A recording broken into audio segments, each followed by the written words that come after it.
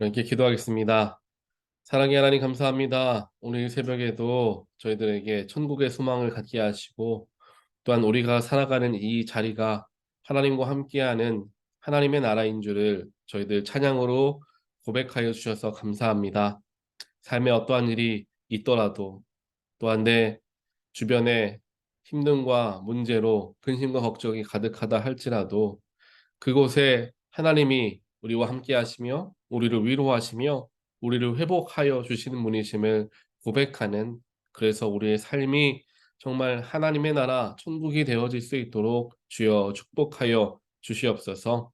그래서 우리 모두가 천국 백성 된 자들로서 삶을 살아가게 하시고 삶의 모든 일들을 바라보게 하여 주시어서 그 속에서 감사를 찾고 그 속에서 기쁨을 얻으며 그 속에서 주님을 발견하는 우리 모두가 되게 하여 주시옵소서. 그렇게 살아가기 위해서 주님께서 허락하여 주시는 영적인 눈을, 영적인 마음을 가져야 할 줄 믿습니다.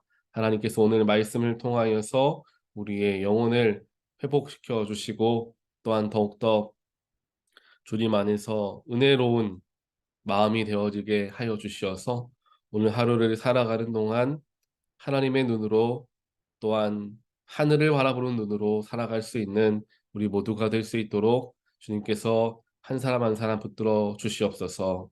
이 모든 말씀 예수 그리스도 이름으로 기도합니다. 아멘. 우리 주신 말씀 이렇게 보겠습니다.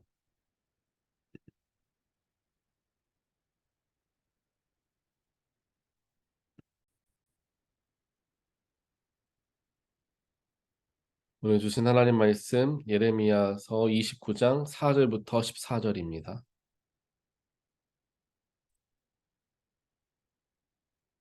4절부터 14절까지 보겠습니다. 나 만군의 주 이스라엘의 하나님이 말한다. 내가 예루살렘에서 바벨로니아로 잡혀가게 한 모든 포로에게 말한다. 너희는 그곳에 집을 짓고 정착하여라. 과수원도 만들고 그 열매도 따먹어라. 너희는 장가를 들어서 아들, 딸을 낳고 너희 아들들도 장가를 보내고 너희 딸들도 시집을 보내어 그들도 아들, 딸을 낳도록 하여라. 너희가 그곳에서 번성하여 줄어들지 않게 하여라. 또 너희는 내가 사로잡혀 가게 한 그 성읍이 평안을 누리도록 노력하고 그 성읍이 번영하도록 나 주에게 기도하여라. 그 성읍이 평안해야 너희도 평안할 것이기 때문이다. 나 만군의 주 이스라엘의 하나님이 분명히 말한다. 너희는 지금 너희 가운데 있는 예언자들에게 속지 말고 점쟁이들에게도 속지 말고 꿈쟁이들의 꿈 이야기도 고지 듣지 말아라. 그들은 단지 나의 이름을 팔아서 너희에게 거짓 예언을 하고 있을 뿐이다. 그들은 내가 보낸 자들이 아니다. 나 주의 말이다. 나 주가 분명히 말한다. 너희가 바벨로니아에서 70년을 다 채우고 나면 내가 너희를 돌아보아 너희를 이곳으로 다시 데리고 오기로 한 나의 은혜로운 약속을 너희에게 그대로 이루어 주겠다. 너희를 두고 계획하고 있는 일들은 오직 나만이 알고 있다. 내가 너희를 두고 계획하고 있는 일들은 재앙이 아니라 번영이다. 너희에게 미래에 대한 희망을 주려는 것이다. 나 주의 말이다. 너희가 나를 부르고 나에게 와서 기도하면 내가 너희의 호소를 들어주겠다. 너희가 나를 찾으면 나를 만날 것이다. 너희가 온전한 마음으로 나를 찾기만 하면 내가 너희를 만나 주겠다. 나 주의 말이다. 내가 너희를 포로 생활에서 돌아오게 하겠다.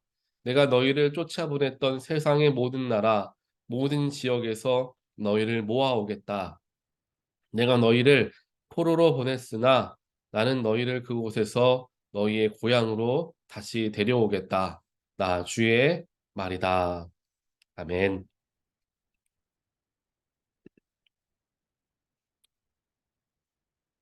오늘 11월 이제 1일 첫째 날, 11월 첫 번째 날을 우리가 함께 이제 말씀으로 시작합니다. 어제는 이제 할로윈이라고 해서 많은 사람들이 밖에서 여러 가지 코스튬을 입고 아이들과 함께 사탕을 받으러 다니는 그러한 사람들이 저녁에 굉장히 많았던 것 같아요. 그렇게 바쁜 하루를 보내고 이제 오늘은 11월 첫 번째 하루를 새로 시작하면서 우리가 대하는 말씀, 아직 예레미야서가 끝나지 않았으니까요. 예레미야 29장을 11월에 보고요. 또 그 끝나면서 바로 붙어서 예레미야 애가 말씀을 이어서 보게 됩니다. 하나님께서는 우리에게 어, 어떠한 것을 마무리하게 하시기도 하고요. 새로운 것을 시작하게도 하시는 분이신 줄 우리는 믿습니다.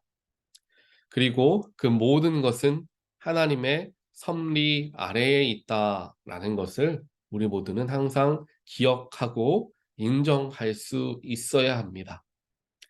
오늘 예레미야 29장에서 하나님께서 유다 백성들에게 말씀하시는 내용이 그렇게 두 가지로 나누어 볼 수가 있습니다.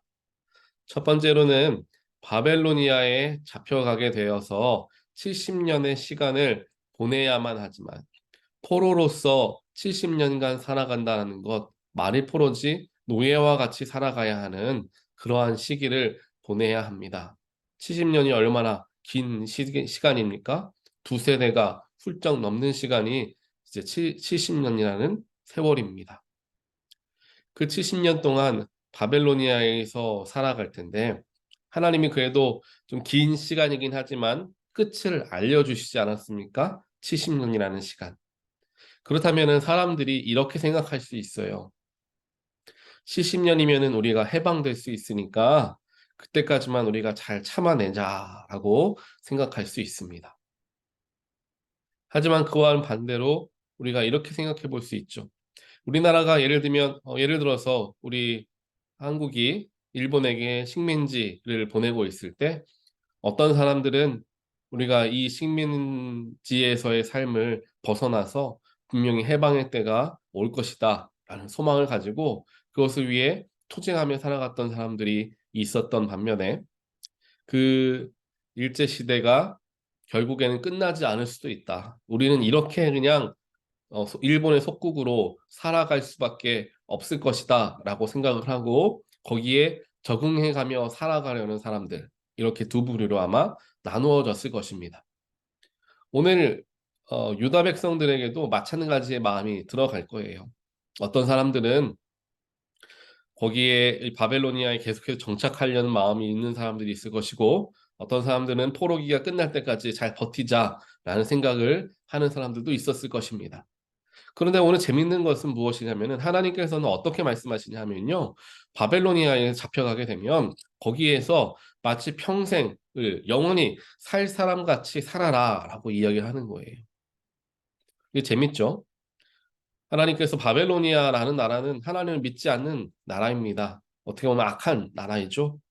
그 악한 나라에서 마치 계속해서 살아갈 것처럼 하나님의 백성들에게 말한다라는 게 조금은 이해가 되지 않는 내용이기도 합니다. 하지만 이 말씀을 잘 살펴보면요. 하나님은 항상 이렇게 역사하셨던 것을 보게 됩니다. 그게 무엇이냐면 바벨로니아라는 나라를 이용하신 분이 누구십니까? 바로 하나님이시죠. 하나님 분명하게 말씀을 하십니다. 바벨로니아를 내가 들어서서 여러 나라들을 다스리게 될 것이다. 하나님의 역사하셨습니다. 그 역사와 하나님의 인도하심 아래에 결국에는 유다 백성도 바벨로니아의 포로로 잡혀 들어가게 되는 거죠. 그런데 하나님께서 말씀하시기를 거기에서 집도 짓고 정착을 잘 해라. 과수원도 만들고 아들과 딸들도 만들고 너희가 거기에서 번성해라 라고 하나님께서 말씀하십니다. 그렇게 하시는 이유가 어디에 있느냐면은 7절에 나오고 있죠. 너희가 그 성읍이 번영하도록 나 주에게 기도해라 라고 말합니다. 바벨로니아가 번영하도록 기도해라 라고 말씀하시는 거예요. 그런 이유가 무엇이냐? 그래야 그 성읍이 평안하고 번영해야 너희도 평안할 것이기 때문이다 라고 이야기를 하십니다. 즉 하나님께서는 바벨론의 포로 기간 속에서도 너희들이 바벨론을 저주하고 바벨론이 멸망하도록 기도하지 말고 바벨론이 오히려 잘 되도록 기도해라. 평안하도록 기도해라. 라고 유다 백성들에게 말씀하십니다. 그래야 너희도 평안할 것이기 때문이다 라는 거죠. 그렇겠죠. 바벨론이 점점 어려워지고 바벨론의 형편이 힘들어지면 당연히 그 노예들을 더 힘들게 하겠죠. 하지만 바벨론이 평안해지고 나라가 강건해지면 오히려 더 자신들이 포로로 잡아왔던 사람들에게 배려해주는 마음들이 생기는 거죠. 여유가 있는 사람이 남을 배려하지 않겠습니까? 마찬가지라는 거예요. 그래서 정말 하나님의 말씀대로 바벨론이라는 나라가 번영하게 되고 그를 통하여서 이제 어, 심지어는 유다 백성들이 포로로 잡혀온 사람들 중에서 그 바벨론의 중요한 직책을 맡게 되는 일까지 일어나지 않습니까? 그것이 바벨론의 나라가 번영하게 되니까 그를 통하여서 다른 포로들과 다른 적국에서 잡아왔던 그러한 노예들을 조금 더 배려해주는 정책을 폈다라는 것을 우리가 알게 됩니다. 그렇다면 우리의 삶도 마찬가지인 거죠. 때로는 우리가 원하지 않고 바라지 않는 일들이 우리의 삶에 일어날 때가 있습니다. 이것을 빨리 벗어나고 싶고 내가 여기에서 빨리 하루라도 빨리 떠나고 싶고 그런 마음들이 우리에게 있을 수 있다라는 거예요. 내 여기만 벗어나면 내 여기만 떠나가면 이게 그저 그대는 뒤면은 좀 마음이 편해지겠지. 그러한 그 정도의 어려움을 경험할 때가 있을 것입니다. 하지만 그런 상황 속에서도 하나님은 그 자리에서 네가 있는 그 자리에서 네가 불편해하고 네가 힘들어하는 그 자리에서 또 그 사람들을 축복해 주어야 한다라고 말씀하시는 것입니다. 그렇게 축복하고 그들을 위해서 하나님께 기도함을 통하여서 지금 내가 있는 그 자리가 오히려 번성하게 되고 평안하게 되어진다면 나 역시도 평안하게 될 것임을 하나님은 아시기에 오히려 내가 불편하고 내가 싫어하고 그러한 자리를 축복해 주라라고 말씀하시는 거예요. 성경을 보게 되면 요셉에 대한 이야기가 나오죠. 요셉이 이집트의 노예로 팔려가고 그 노예 생활을 하다가 그 다음에 감옥에까지 갇히게 되는 정말 일을 경험하는데 만약에 이 요셉이 난 여기서 언제든지 하나님께서 분명히 나를 건져 주실 거야. 난 여기서 더 이상 평생을 살아갈 수 없어라고 이야기하고 마치 내일이라도 당장 떠날 사람처럼 행동했다라고 한다면 요셉은 결코 그 자리에서 벗어날 수가 없었을 것입니다. 하지만 요셉은 자기에게 맡겨진 그 자리에서 주어진 그 자리가 정말 왜 요셉이 그 자리가 좋겠습니까? 노예로 살아가는데 감옥에 누명을 써서 들어가서 죄수로 살아가는데 그거 좋아할 사람이 어디 있겠습니까? 하지만 요셉은 자기가 비록 억울하고 자기가 비록 힘든 자리에 들어갔지만 거기에서 최선을 다하여서 마치 그것이 그 집이 마치 나의 집인 양, 그 감옥을 관리하는 것이 마치 나의 일인 것처럼 자신의 일인 것처럼 최선을 다하여 열심으로 그 자리를 섬기니까 사람들이 알아주고 그를 통하여 결국에는 감옥에서 벗어나는 일. 물론 하나님께서 그것을 크게 인도하여 주셨지만 사람들의 영향도 분명히 있었다라는 것 성경에서는 분명히 이야기하고 있습니다. 그렇기 때문에 우리가 지금 비록 힘든 순간을 보내고 있고 어려운 순간을 보내고 있다 할지라도 하나님 이거 빨리 내가 벗어나게 해주세요. 내가 여기 다시는 돌아보고 싶지 않습니다. 라고 기도하기보다는 오히려 그 어려운 환경과 힘든 환경 속에서 또 나를 힘들게 하거나 어렵게 하는 사람들과의 사람 관계 속에서 그들을 오히려 축복하고 그 속에서 내가 최선을 다하여서 있는 순간까지 마지막까지 내가 최선을 다할 때 하나님께서 오히려 그를 통하여서 나에게 축복이 되게끔 인도하여 주실 것을 우리는 분명하게 믿어야 하는 것이죠. 그렇기 때문에 유다 백성들에게 너희들이 포로로 잡혀가는 너희를 포로로 잡아가는 그 나라를 축복하라 라고 말씀하고 계시는 겁니다. 세상의 이야기와는 정반대이죠. 세상의 가치관과는 대립되는 이야기를 하나님은 하십니다. 그것이 바로 어찌 보면 하나님의 방법이고 세상을 다스리시는 또 나를 다스리시는 방법이라는 것을 우리는 깨달아야 합니다.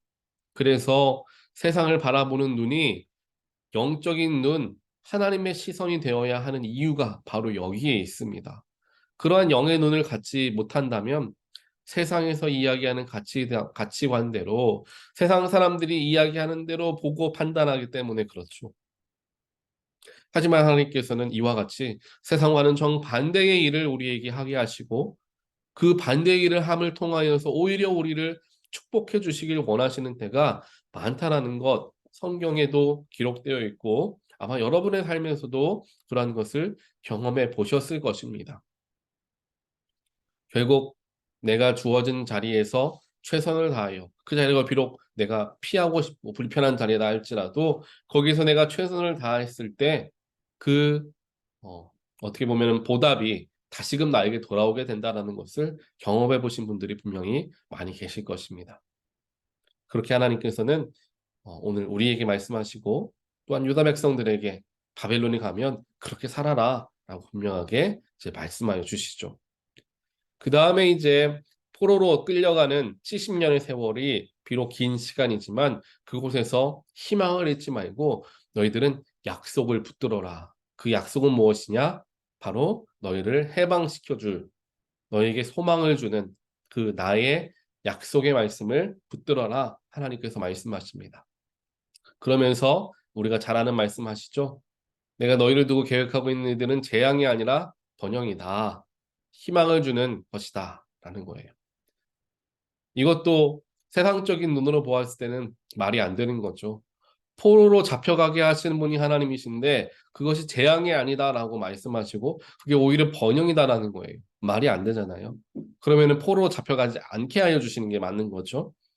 하지만 하나님의 관점으로 보았을 때에 포로 생활 70년이 유다 백성들에게 그 순간은 힘들고 어려운 일로서 경험하게 될 수도 있겠지만 오히려 그 70년의 시간이 너희들을 번영하게 되는 것이다. 너희에게 소망이 되어지는 시간이다. 라는 것을 말씀하여 주시는 거죠.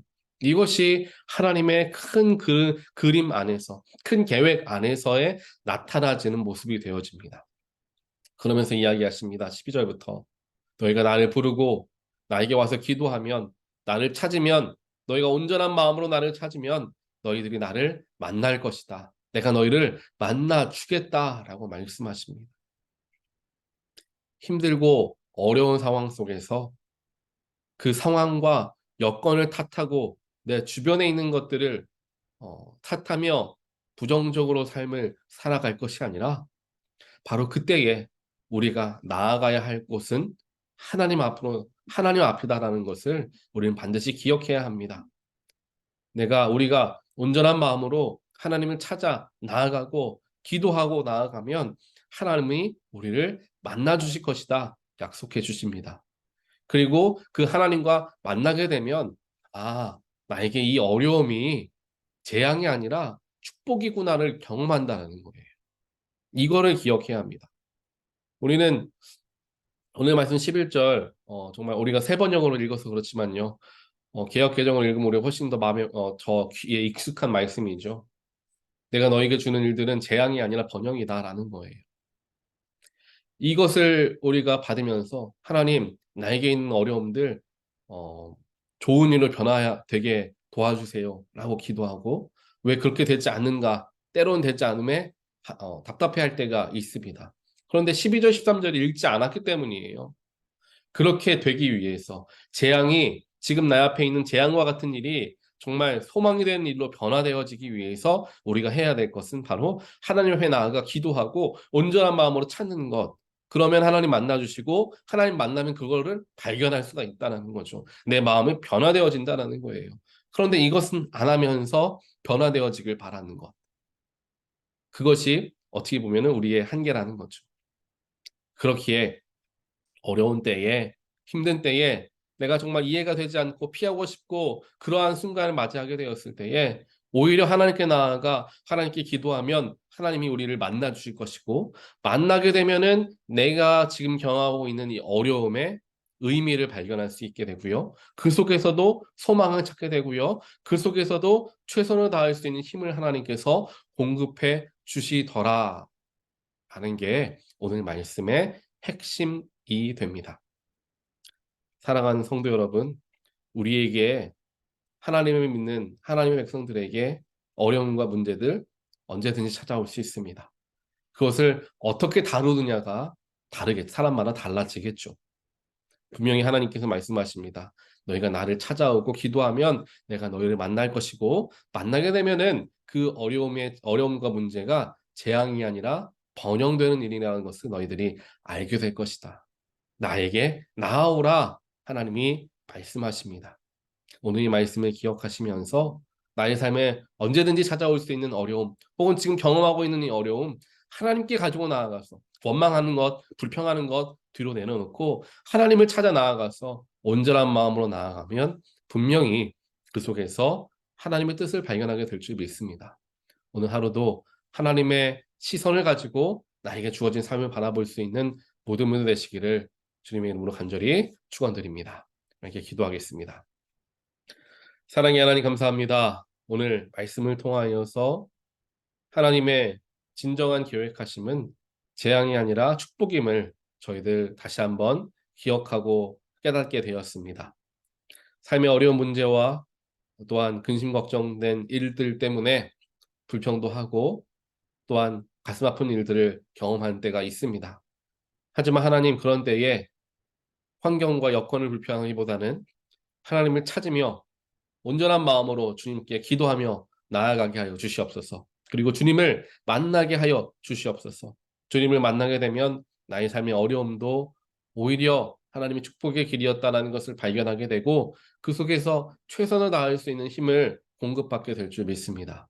하나님, 하나님 앞에 나아오라라는 하나님의 말씀에 의지하고 순종하여서 우리 모두가 우리의 삶에 주어지는 언제든지 찾아오는 어려움을 정말 거뜬히 이겨내는 모든 주님의 백성들 될 수 있도록 하나님 역사하여 주시옵소서. 이 모든 말씀 예수 그리스도 이름으로 간절히 기도드리옵나이다. 아멘.